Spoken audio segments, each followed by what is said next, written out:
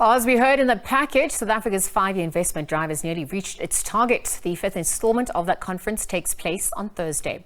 To help us understand South Africa's investment drive and what it means in real terms is Owen Khumalo, Executive Director at Weaver Investment Management. He joins us via Zoom. Owen, good afternoon. Thanks for your time here on the SABC. Good afternoon, Lizelle. Thanks for having me. Right, so having almost reached the target of 1.2 trillion rand, what kind of investments is needed to help South Africa perhaps also boost its economy? I'm asking this because over the years, we've had to reprioritize what's essential. These priorities have evolved in response to the different socioeconomic conditions that erupted post-COVID. Yeah, I think this is one area where the current government has done very well, because when that target of 1.2 trillion was set 5 years ago, it seemed like pie in the sky. But it's quite commendable that after 4 conferences now, they're almost there. They've got less than 100 billion to raise at the conference on Thursday to reach their target. And chances are they're going to exceed the target. If you look at what was raised or pledged at the 4th conference, which was above 360 billion rand. So as the minister was saying, what they're looking for and what's critical for the country and the economy is investments targeting those key sectors of the economy. Energy supply security is critical. Without security of energy supply, a lot of the projects that are on the go will fail, or it will deter future projects from taking off in future. I think also they will be targeting the water infrastructure and water supply area, boosting the rail network and integrating that into Central and Southern, the rest of Central and Southern Africa and even East Africa to aid trade, and that also takes onto the ports infrastructure and critically information technology investments to take us far into the fourth industrial revolution age of doing business. Yeah, absolutely. Also prevent deindustrialization and perhaps also ensure that deep, meaningful transformation occurs in South Africa. On the back of that, what are some of the key areas that you think South Africa should also look into to partner in other countries, given the new wave of industries that are emerging regards to hydrogen economy, the green hydrogen economy, the commercialization thereof? Yeah, we've been quite successful in partnering with our neighbors as a country, and I can give you a few examples. Like, if you look at the energy supply, which I mentioned is critical. We've had a project going for many decades now with the Kahora Bassa hydroelectric power station from Mozambique, and that was built mainly to supply power to South Africa, and that has worked successfully.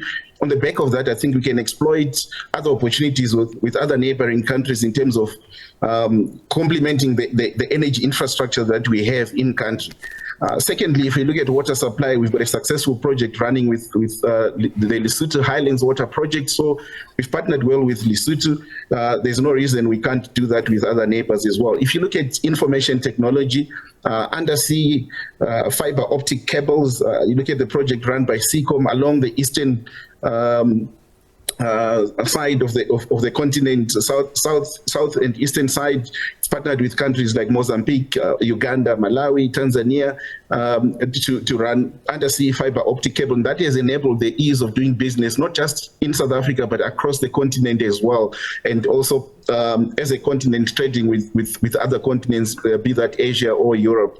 So there's a lot that we can do. And if you look at gas supply as well, we've got a successful project running now with the JV between the South African government, the Mozambican government, and the private sector represented by Sasol, and importing gas from the gas fields in Mozambique into South Africa. So a lot of the natural gas that we consume in South Africa actually comes from Mozambique currently.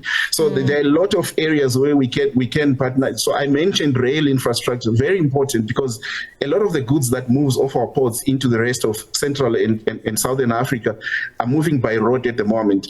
It doesn't do us any good if we have a fantastic rail infrastructure in country that does not integrate into the rest of the region. So we're going to have to partner with some of our SADC countries to make sure that there's an integrated rail system ecosystem that enables movement of goods and enables trade across the region. Perhaps also speaks to the story of spatial planning, amongst others, creating a fertile investment environment, and also making sure that we address the needs for the 21st century, where South Africa finds itself in, and how we're going to function. With the pledges now and investments that have been pledged, how are we going to also ensure that they are channeled to the right places? I think so. I have every confidence that that will happen. You just have to look at the evidence of what has been achieved so far, and that I think Minister Patel touched on that as well. So if you look at the 231 pledges from the last 4 conferences, 160 of those have either been completed outright or they're under construction. So that's a success rate of 69%.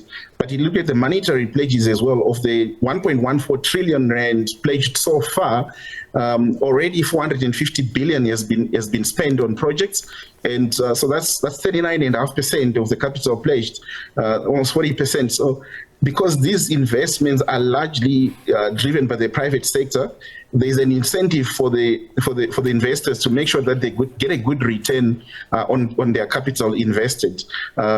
So far so good. But what does that benefit the country? Well, that's where government it's a government-private partnership venture. So the government needs to continue to play the role of facilitator and make sure that it makes it easier for the businesses to start, but also to flourish and expand. Where incentives are possible, those should be offered, so that as a country we then benefit from the socio-economic development side of these investments, so that we can address the triple threat of the social ills that we have: unemployment, poverty, and also the inequality gap.